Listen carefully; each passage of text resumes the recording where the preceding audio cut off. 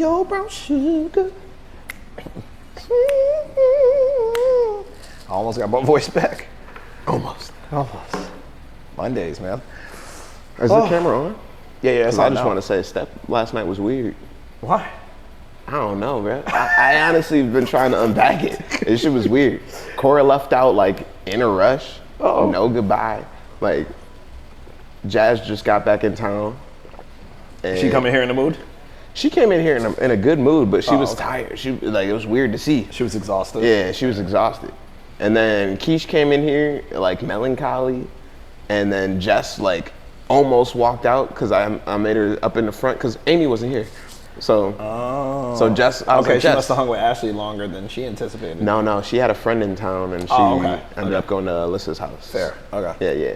But it was just like, it was good energy. You know, like I kept the class moving, but it was just wasn't like something off. I was like, is it that Amy's not here? I don't think it's just that. It could be the energy that Amy brings, for Yeah, sure. it might be. Yeah, that like helps corral the thing.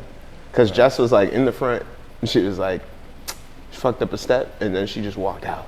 I was like, yo, Jess, where you going? She came back, but like, she's like, I can't do it. I can't do front row. Amy's not here. Yo. The focus is on me and I don't like it. It's essentially what was said. By the way, the camera is on now. You just opened the door mad loud and then closed it mad loud. I'm kidding, man. Go ahead. Remember, these are casual conversations. I can cut all of this out. I can keep this, cut this, it doesn't matter. Keep it? I'll probably keep Cut it it. because it's funny. It's great.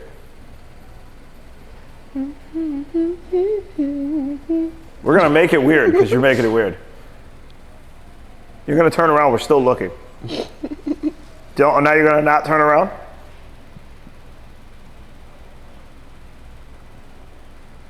Welcome to Coach's Corner. It's Coach Debbie here, and this is Coach Linden. And I opened the door very loudly. and then That was. and closed it loudly. You know what's weird? On the camera, she walked that way. Yeah, because But she backwards. really walked that way. So like watching it, like watching it, I was like, wait, why did she go? Mirrors. Oh yeah, I am over here. Yeah. Look, Coach Devin started it off. Go ahead, facilitate, man. Let right, me let's sit back. talk- Let me sit back, drink this juice, man. Let's talk about some stuff been happening in space. So the last time we had a Coach's Corner, I think they've all been getting pretty deep, and we're talking about just how close the community's getting. I think these Coach's Corners are it's more like talking about friends and family than Yeah. it felt before. I think the conversations that we've been having in space have continued to just be deep and transformative, and yeah, we've had some conflict in space. I think that's a good thing. You know, like part of the fact that this is a brave space and not a safe space is being able to stay in conflict in community and have some type of resolution at the end. And you know, not everyone has to feel good about it, but I think that's a skill that a lot of people haven't built up, especially in this capitalist society where it's like all for yourself and you can sequester so much. Being able to stay in conflict and community is a skill, and it's something that we challenge you to learn coming in here. Yeah, it was interesting. It has 100% been moments of like, it's funny because I said this a while ago, and I think people hear me, but I don't know if they understand me, right? Mm-hmm. So like, it's one of those things where I was like, conflict is absolutely necessary for a healthy relationship. On some level, I think we all understand that, but then when conflict pops up, we usually revert to what we've done, you know, not what we know we should do. So watching the conflict in that moment, I've had bigger conversations with like Jesse and other people, and it's been about how to not necessarily how to handle conflict, but how your ethos or the thing you create, let's say the creed of your space, helps to facilitate how those conversations go. And it was tested. That's the way I would say it. I wouldn't say it was a bad conversation. It was tested. Right. And when it was tested, you know, as owner or facilitator of space, you have to be willing and able to hold the line to a degree.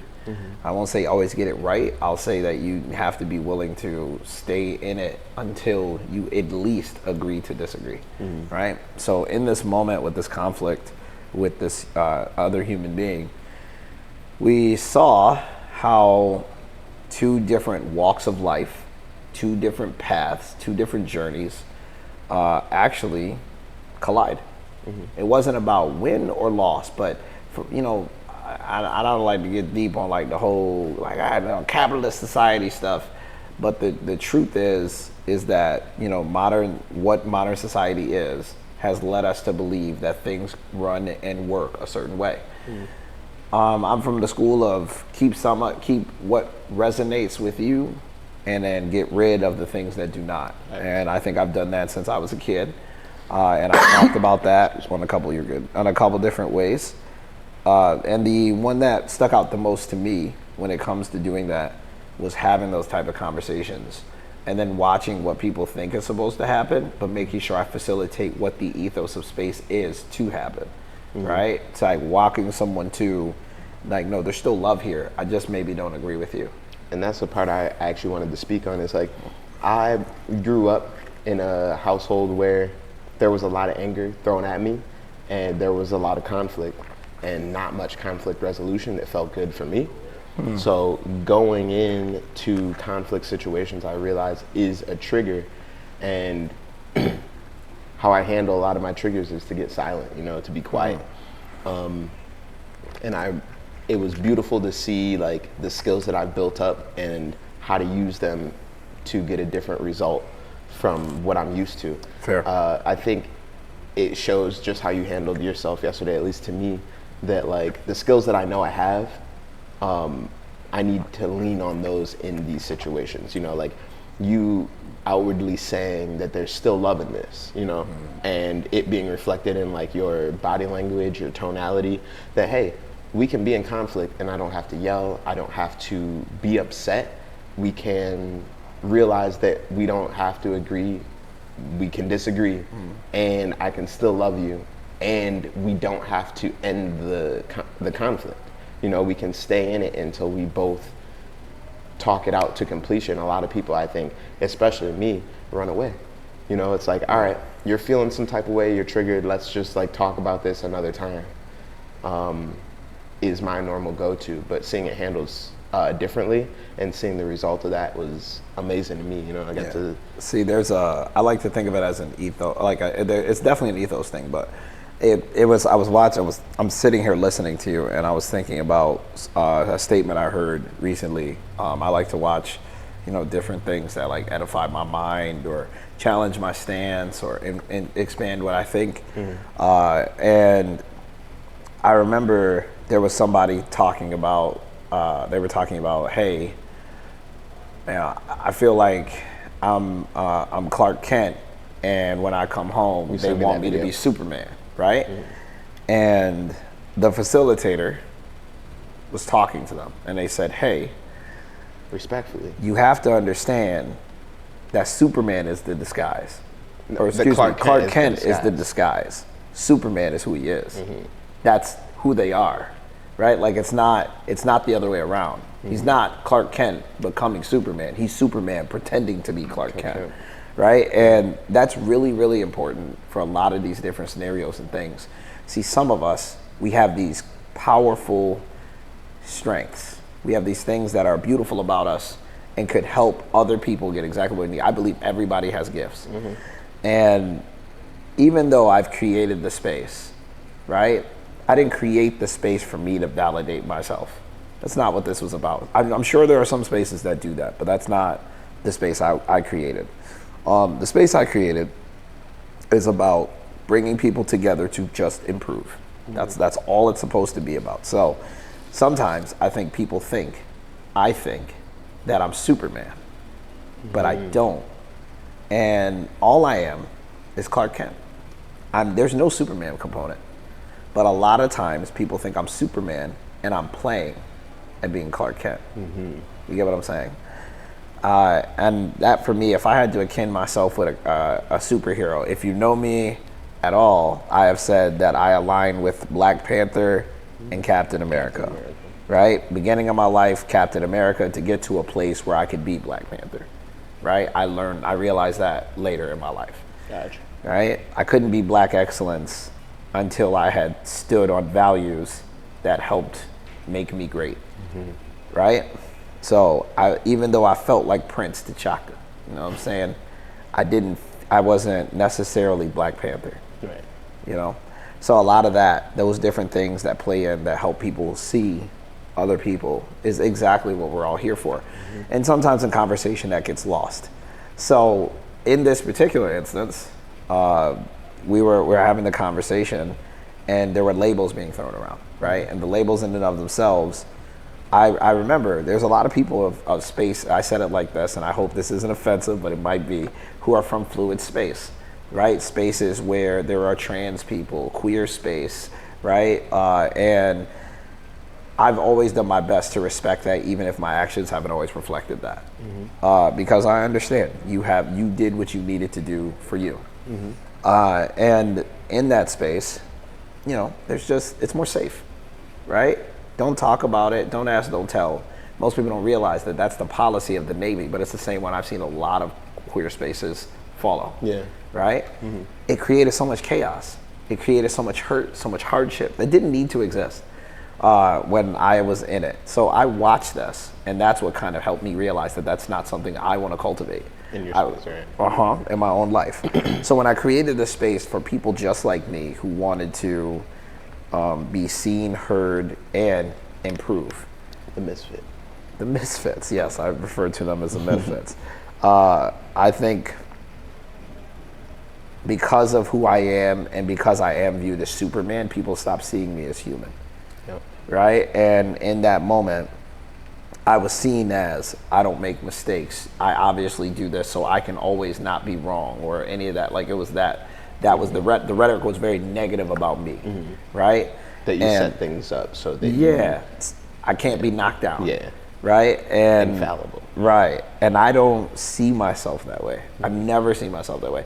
But I am very pointed. I am very I want to say meticulous, but just to make more sense, I would say that I choose the things that I do and say with a lot of forethought, right? So I don't just say a thing or do a thing. I've usually thought about it, looked at it, reviewed it 20 times in my head, and then I do it. And that's why I used to say things even in my marriage like, that doesn't make sense to me, and then say what it is. Because I'm not known for being passive. A lot of people look at me saying that as an attack, but it's never been. It's always been about, I just don't understand. Help me understand, right? So again, mislabeled, thought of as Superman. So when I spoke on being mislabeled, they became very upset because they probably dealt with mislabeling themselves. To compare, and for how it went, it was a space of privilege, right? Because again, we could get into all the different ways that people are mislabeled, and I'm pretty sure that in my life I've been more mislabeled than most. Fair? I won't say it makes me better. I won't say it makes me worse. I'll just say it's probably the case. I feel the same. I'm definitely right. And mislabeled all the day. Every day. Oh yeah. And just that last week. Big fat look today.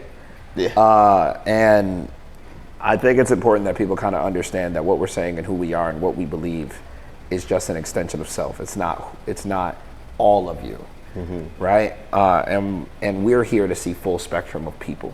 And I think that's why so many people that come from queer space feel safe here, because it's about all of you. Yes, that's what you do. That's who you choose to love. But who are you? Right. Becomes normally a lot of my question. I had an uncomfortable with Ray this morning.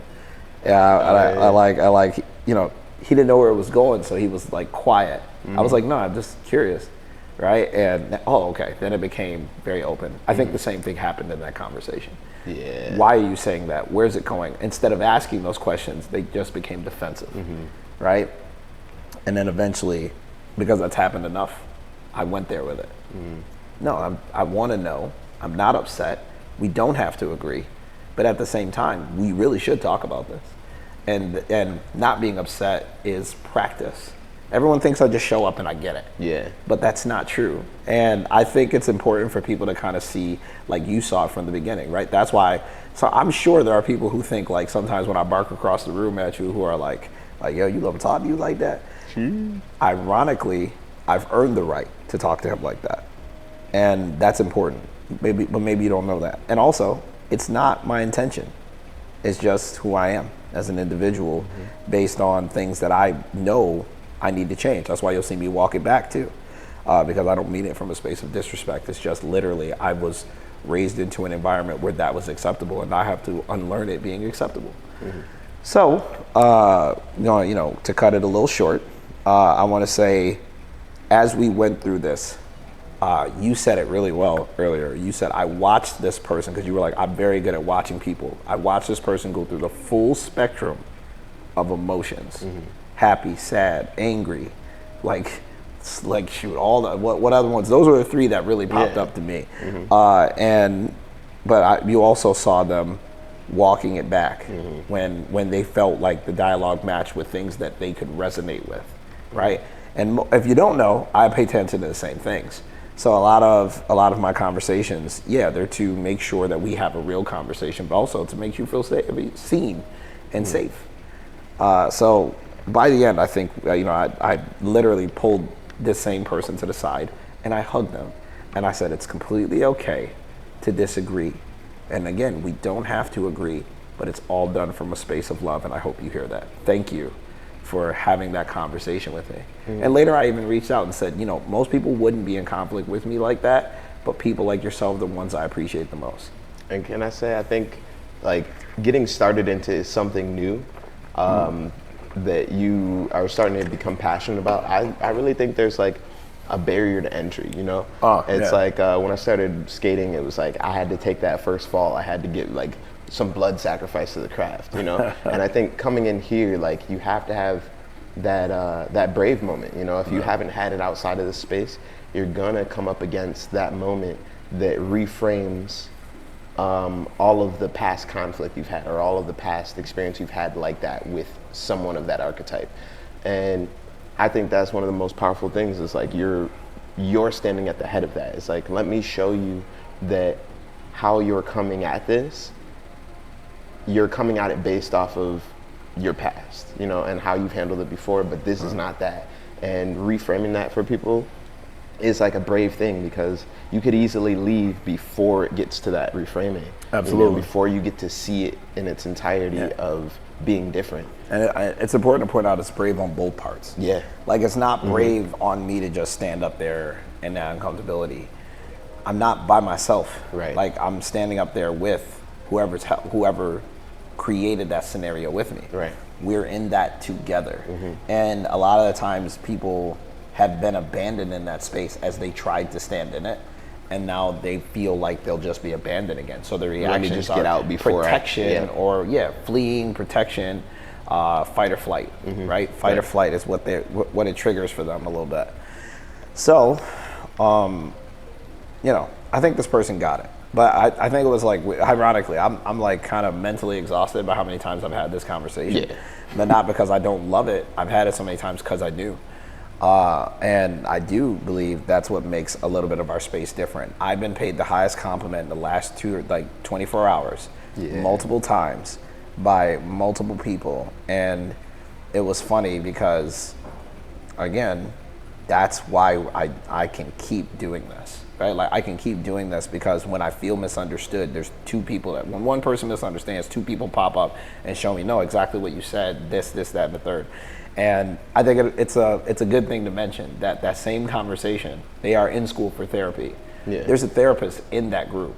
So the therapist was listening and didn't say anything. And then afterwards, I actually asked the therapist, hey, how did I handle that? Yeah. I'm asking for your true expert opinion as someone who does conflict resolution. Because you don't know necessarily. Because I don't necessarily know how it seems when I'm doing it.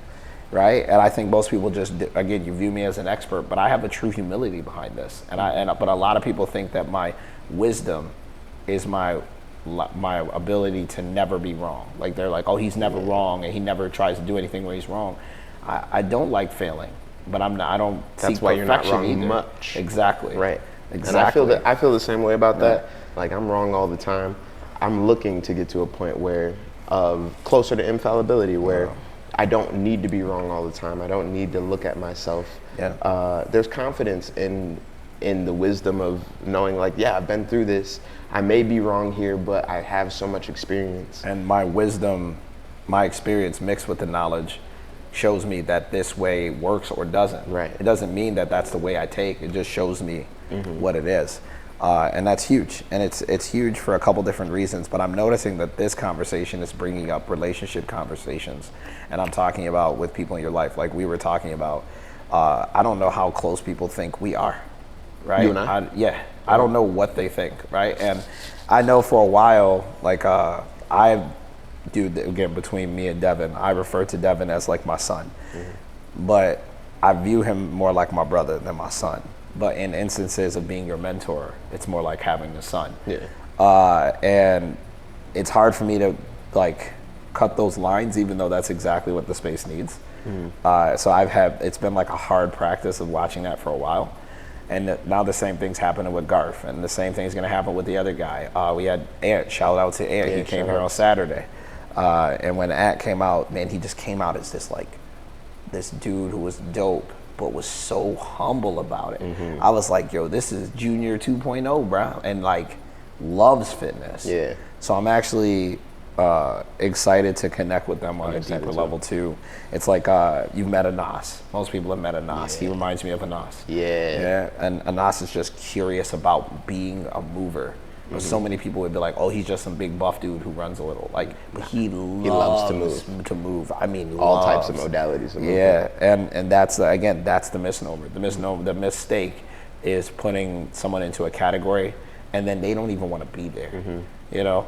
So I was glad that humility allowed us to see that we can make the mistake of especially in a space where we normally advocate for the same type of change, right? And to be real, that's how I came into this space. I've done if you knew me when I came in, you've seen a lot of growth. You've seen a lot of growth in me, and it came from coming from similar spaces. You know, the safe spaces that don't address like those things that you may have underneath the surface. Like I came in here, and I feel like Lynn and I butted heads a little bit, and it was and it was because of me, you know, like Lynn's still him, and I came in with my preconceived notion of what a man is, you know, and like what was my example?